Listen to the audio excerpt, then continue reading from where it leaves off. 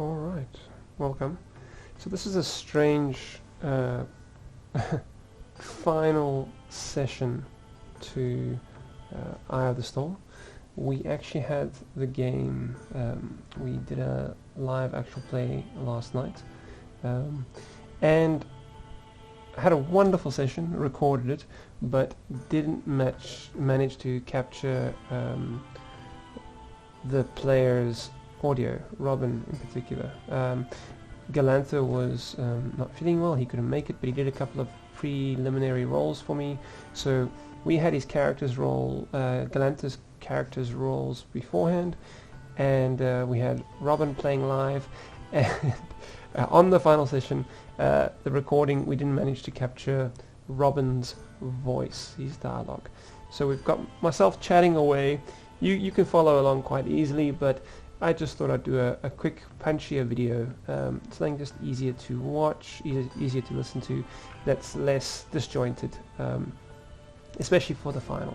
So I will go into a quick recap, so just bear with me.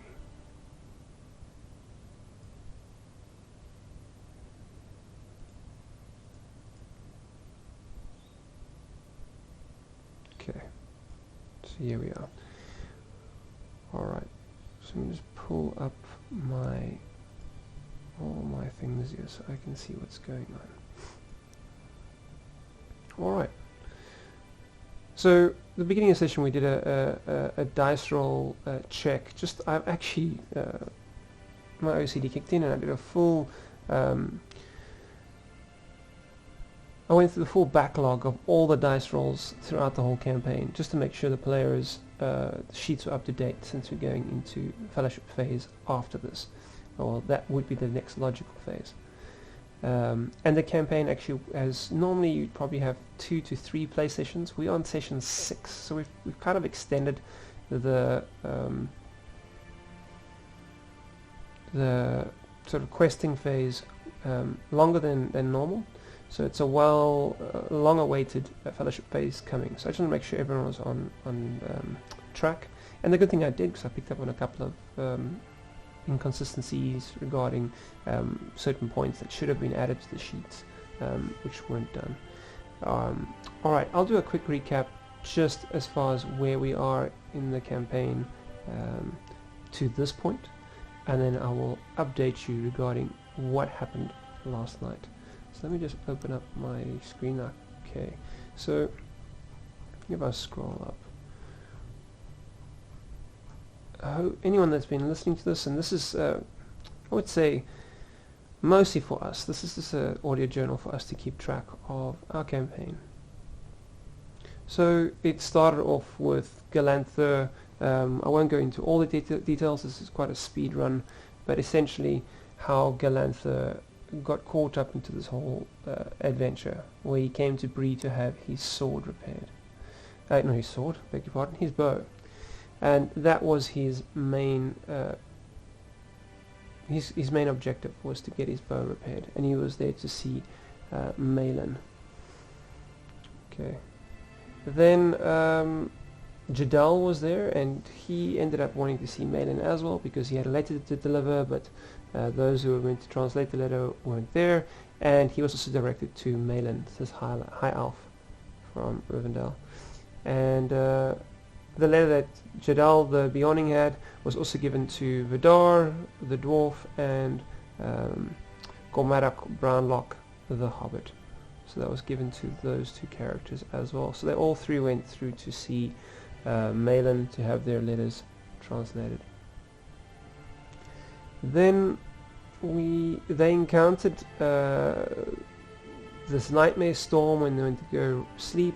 Actually, prior to that, they encountered a warg, and then they went to go sleep, and they woke up, and it was this purple haze lightning storm in Bree, and everyone was kind of being drained of their life force. But you know, Malin, Galantha, because it's an elf, was naturally resistant to that. Jadal, Vidar, and Gormarak each had those letters, and they served as trinkets that protected them from this evil. They encountered a white and defeated it, And then they that was Galantha and Jadal.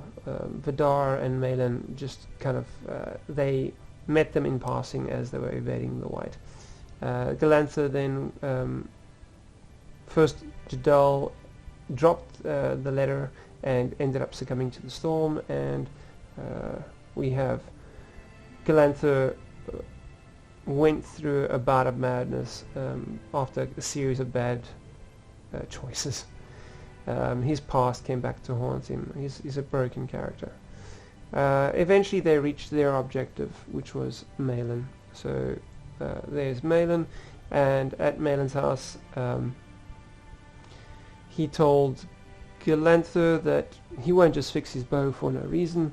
He needs Galantha to do something for him, and he gave Galantha a side quest of find his dagger. He's got this kind of dark dagger that he acquired from the Southrons, and someone's broken into the watchtower and stolen it. And he will repair Galantha's bow if this dagger is recovered. At the same time, we got a new character that entered the campaign, and that is Robin Goatleaf, and he's a watchman, and he's been suffering from these nightmares, and he keeps seeing this lady in it with two different colored eyes, and she's been plaguing his dreams. And he's heard that Vidar, who's at the watchtower, has been inquiring about this lady. So that has caused that Robin also ended up at the watchtower to speak to Vidar, because all of them are at the watchtower where Malin is. And the translation of those letters pointed towards the fact that when the letters were translated and all the three letters were put together, it was letters from Bjorn, and it was warning them that there is a concealed barrow at the bottom of Breeland, at the bottom of Bree, beg your pardon, underneath the well, and it needed to be investigated and dealt with. So that would be Robin's main quest at this point. That's his main objective. He wants to kind of go down the well and inquire this. He doesn't really. He thinks that clearly this is linked to these nightmares, but then he finds out that from all the suspects that were listed as potential thieves of this dagger, there's this lady mentioned that has one green eye, one blue eye, and now he's agreed to aid Galantha in his quest to go find this dagger, because essentially it seems to be pointing towards this female that plagues his dreams. So they go, and there's a series of suspects that were listed, and each suspect had distinct features. So there was very large character, which was Tom the Clumsy, a big Bjorning. There was a gambler, a very aggressive gambler, Artie. There was this old lady with two different colored eyes, and there was what is that lady's name? I'll pull it up quickly. Is it? Let's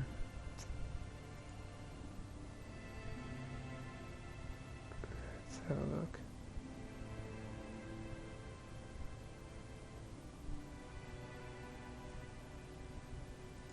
I think it's...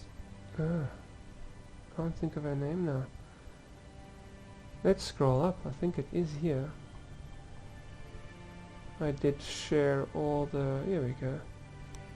So it's Mentha Burrows, and she's a healer. So each of these characters... Artie smells like spring, although he's not pleasant at all. Mentha Burrows, she's a hobbit, small, and her medicine's borders on the dark arts. Tom the Clumsy is rather large, and he's got a limp. And Myrtle's an old lady with two different colored eyes. She looks young, she looks like she's supposed to be young, but something's happened to her. She looks aged. So they use that information to go and investigate, and they they start narrowing things down, and they eventually figure out, okay, Tom the Clumsy, the person wasn't very big. Then they narrow it down and realize that it was actually a female, and then they narrow it down to figure out that it's not a hobbit but a human. So they they speak to some people. They encounter this boy Frank, and there's an interesting exchange there. But they get a lot of information out of this boy Frank, along with other people. And so here is Tom the Clumsy is one of the characters they encountered. And then when they get back to the Prancing Pony to sort of face Myrtle, because they've come to the conclusion that she's the one that stole the dagger, they realize that she's actually quite young.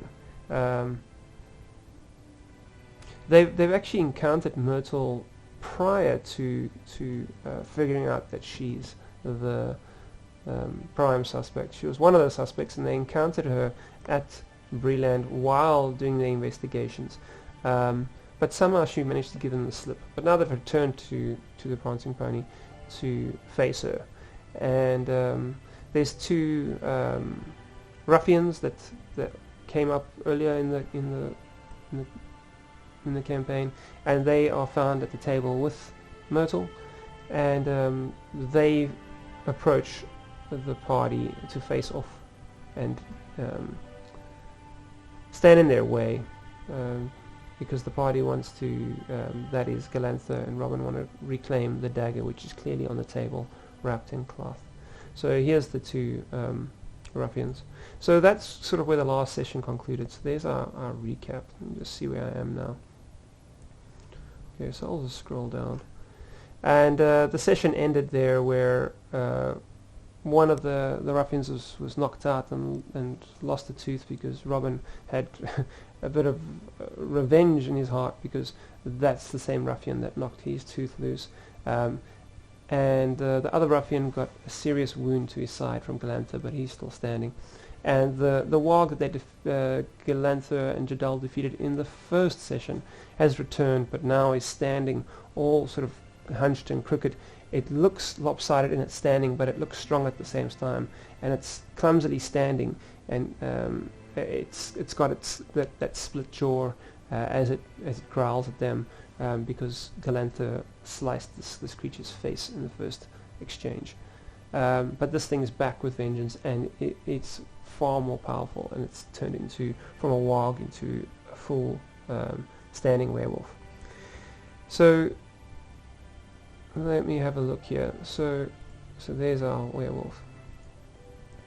So I just explored the werewolf stats, and they can clearly assess that this is a very dangerous threat, probably more dangerous than they'll be able to even face. They see that the dagger's still on the table, and they are facing this warg. So Galantha takes an open stance, and Robin takes a forward stance as they continue their battle where we left off on session 5. So in session 6, Galantha, he has the highest wit, so he becomes the first player, and the party has initiative because they are defending. Galantha makes an attack, and he hits the werewolf with a great success. He doesn't manage to wound the werewolf, but he does inflict a fair amount of endurance damage. But considering the bulk and size of this creature, it's minuscule. Then the werewolf goes for the elf initially. He kind of retaliates and goes towards the elf, not only because the elf attacked him, but because of the elf's innate internal light. There's a sense of light in this elf. Even though he's a tainted and damaged elf, he still has retained that sense of light in him, and this werewolf seems annoyed by that.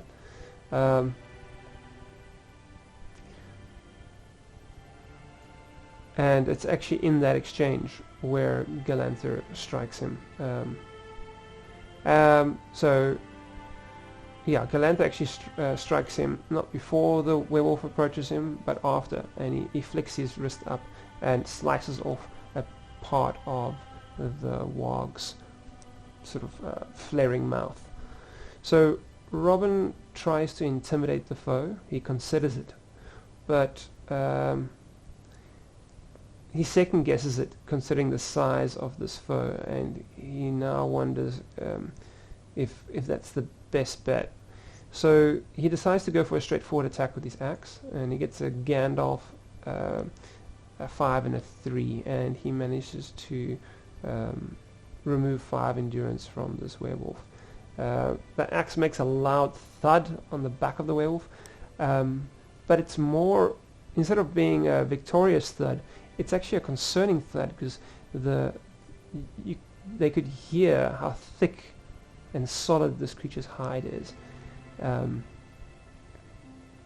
So there's a bit of exchange where the party now considers what's the best strategy, because just whittling this mass of a creature, whittling its endurance down, might not be the best way. They might run out of endurance before it does. So they consider going for 2 wounds. Now, they don't have control over that, but that would be the best bet. If Robin can inflict a wound and Galantha, then they can knock this creature out.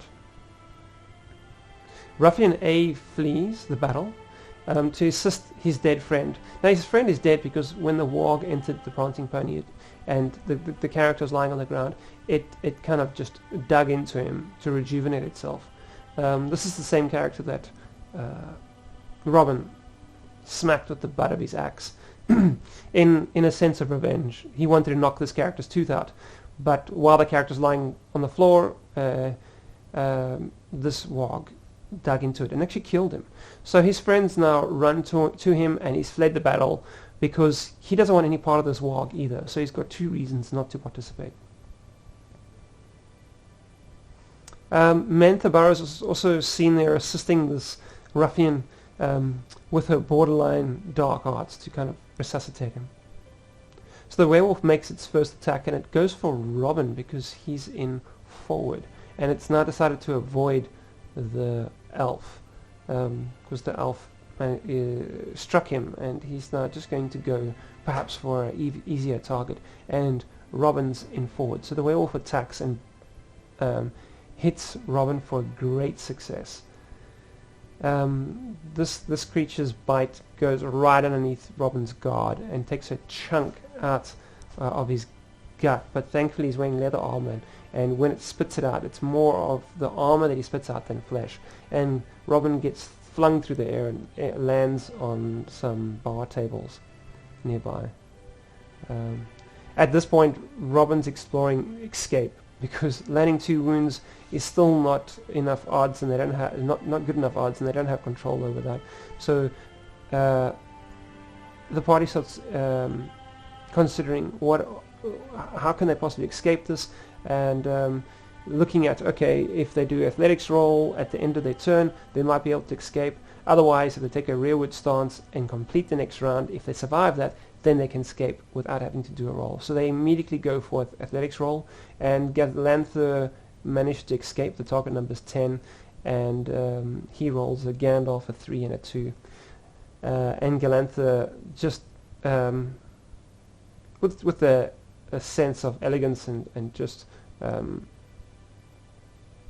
sort of suave move, he just evades the warg and is standing behind it, looking at Robin, waiting for him to also evade this creature, because facing it seems futile. And Robin makes an athletic roll for target number 10. He gets 8, but decides to spend hope, and he adds 4 to that, so he goes up to 12. So he also manages to evade this creature. But they hear Myrtle shout during all this, asking these 2 characters, "What are you doing?" And that's during the battle. So as they've both managed to escape this battle, and how that looks, Robin decides to roll for stealth on his way out, just pushing his luck. and the target number is 14, and he gets 2, a 6, and a 1, so he fails. And he tries to grab the blade off the table as they make their exit, and he drops it. But because they've successfully made an escape roll, the scene plays out with Myrtle doing a nimble sort of dive and roll from the table, and she rolls over the dagger. And as she stands up, she's got the dagger in hand, and she places it in the werewolf's chest. And this is a mythical blade, or so it seems, because it drops the werewolf down, like a stake to a vampire's heart, and it's almost like acidic around the blade as this creature is sort of collapsing in on itself. Robin does a preliminary insight roll against target number 14. He gets a Gandalf, a 1, a 5, and a 3, so that's a success. That means he gets a bonus die in his exchanges, because he wants to chat with Myrtle now, since the threat has been eliminated. And Galantha is lost. He's kind of just staring into the smouldering flames of this werewolf, because this werewolf's actually ignited at this point.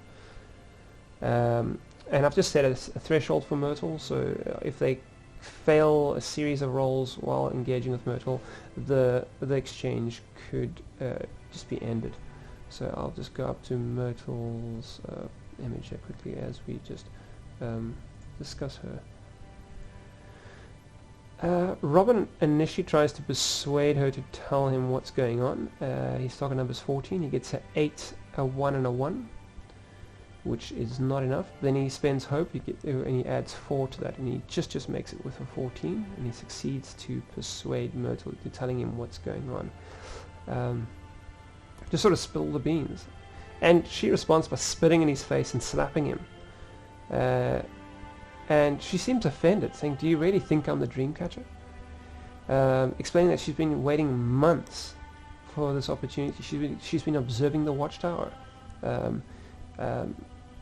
looking for the Dreamcatcher herself, and they've acquired this blade from the Watchtower as evidence of the Dreamcatcher's presence in the area.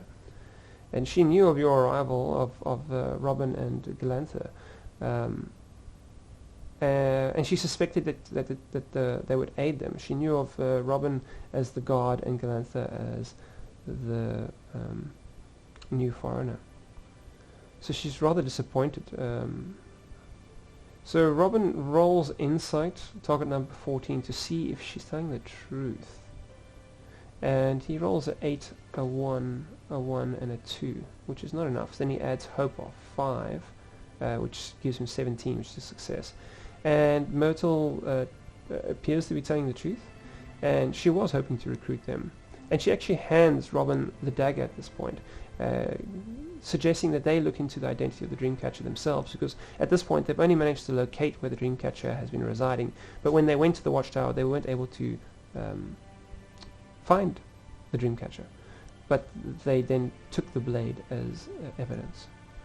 And so Robin and Galantha decide to swiftly leave the Prancing Pony and head off to the Watchtower, rather startled at this new information, and they walk past the ruffian that has been knocked out and then mauled by the werewolf, the one that is sort of Robin's rival, the one that knocked Robin's tooth loose in his backstory, and now Robin has had the opportunity to smack this guy's tooth right out of his mouth, and he looks up at Robin in complete sort of he's in distraught, and his one eye's bloodshot, his face is swelling up, and he's like basically just survived a heart attack. And as they're leaving the Prancing Pony, they can smell a nasty smell that trails behind Myrtle as she leaves, and she heads off towards the well, and she instructs them, or suggests that they can find her at the well once they know who the Dreamcatcher is. So the party makes their way to the Watchtower, and there's lots of chatter at the Prancing Pony as they're leaving. People sort of trying to put 2 and 2 together, and they discussing the battle, and then the Wog, and some are saying that this werewolf belongs to them because the werewolf clearly wasn't, with the ruffians. But then other people saying no, but they were fighting the werewolf, so clearly it wasn't with them. And you can just hear there's a lot of gossip going around and chatter as they leave the Prancing Pony, so they're quite eager just to get out of there. And they walk through some long grass heading towards the watchtower, and let's just go have a look at the picture of the watchtower. So that's over here. So they are leaving the Prancing Pony, which is number 6, and they're heading to number 3, and they're going through this long grass.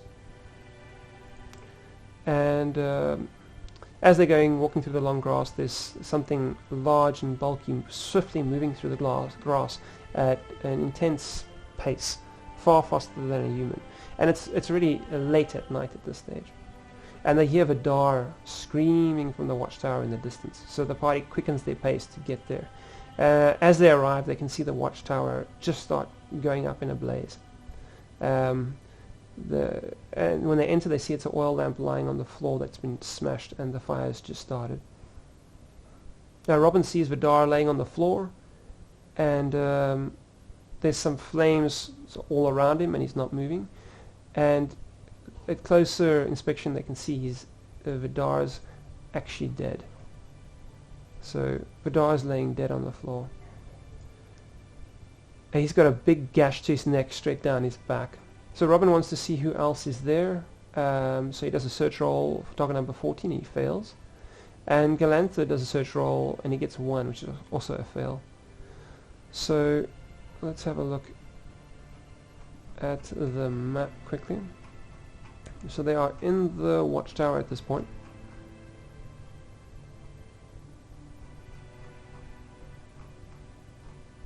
Here we go. So just give me a moment here.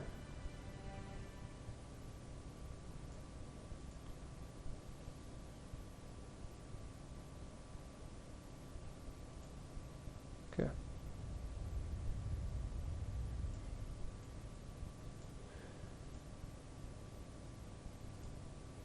Alright. So change of mood, yeah. Alright. So they are on the ground floor at this point.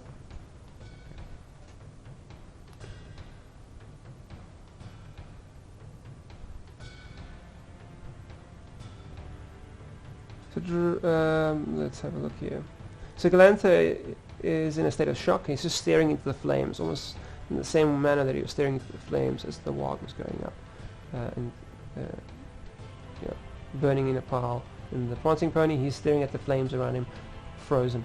So Robin enters a prolonged roll, target number 10, and he's searching the watchtower for anybody else, survivors or possible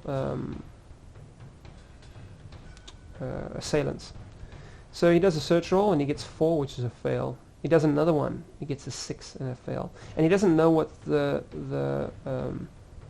threshold is on this, and he keeps going. So Galantha heads up the stairs to the top floor at this stage. So Galantha's moved up the stairs, and he's on the second floor, which is not the ground, not the first, but second, right on the top. And Robin does a final search roll of 8, and he realizes it's not enough. He adds hope, which is +4, and he gets 12, which meets the target number 10. So Galantha is the scene plays out with Galantha is looking at a slain Malin lying up on the top floor, flames crawling over his corpse. Malin is clearly dead because he appears to be poisoned with his hands clutched around his neck. He's blue in the face, his lips and his eyes all swollen, and the flames are burning the clothes off his back. So Galantha grabs the repaired bow from the rack and jumps from the top floor down. And the building is at this point burning and collapsing. So Robin also decides to leave the building, and as they get outside, they see someone running towards them from a distance. They realize it's J.R.R. And I can only suspect that they probably didn't know who to trust at this point. So J.R.R. tells them that it was actually Vidar. He refers to Vidar, the Hobbit, as a little turd, and explains the events that when J.R.R., who's a Bjorning, he sort of took like bear form, spirit bear form, and he also heard the screams and he rushed through the tall grass to get there. But when he got there, he already saw Vidar lying slain on the floor, and it was Gormatic Brownlock that attacked him from behind. But Gormatic managed to evade Jadal by throwing an oil lamp at him, which ends up being what caused the tower to start burning, and Gormatic Brownlock managed to escape Jadal. And he says that Gormatic made off in the direction of the watchtower. So there's Gormatic Brownlock. So Robin points out that he's very concerned because Myrtle is waiting for them at the watchtower. He's actually worried that this guy is going to kill her. And as they're leaving towards the well, sorry, did I say watchtower? So yeah, Gormatic Brownlock is heading towards the well, and that is where Myrtle is, and Robin's concerned about her. So they leave the watchtower, and a whole bunch of Breeland locals are rushing towards the flames to put them out, and they are having they've got queer stares in their eyes at this party fleeing, the scene. And they arrive at the well only to see Vidar standing on the well's edge, his hand on Myrtle's backside as he pulls her close. And so he's standing on the edge of this well, bringing himself to the same height as her. And they both look at the party, and Myrtle laughs. She says, "I told you you were an idiot," as she's addressing Robin and Galantha. She says, "All I had to do was tell you that I wasn't the dreamcatcher, and you believed me. I just pointed you towards the watchtower, and you let me go." And at that, they grab onto the rope and they slide down the well. And that concludes this quest. That concludes the questing phase. The party would, in the next session, go into an off-season. In the One Ring, it's normally sort of like winter, where they would probably go and recoup, address their estates, that kind of stuff, because normally they wouldn't want to quest during winter. It makes questing even harder, and they would then return to pursue their enemies, and they wouldn't have to take a fellowship phase for an entire season. Maybe it's just a few days, maybe it's a week, maybe it's a month, and then they would decide, is it in their interest to try to pursue these two characters and decide what is their best plan of action, and what do they consider their next objective. And that concludes the Eye of the Storm. And I hope anyone that's listening to this enjoyed following along. We've had a blast, and so this is an audio journal for us to follow and keep track of our adventures, but also for you to listen along. And we'll probably from here move into the One Ring 2nd edition with Robin GMing for us, and I will probably do another campaign where I'll be soloing the One Ring 2nd edition myself. So I hope to enjoy many more adventures in Middle Earth, playing the One Ring. Alright, take care.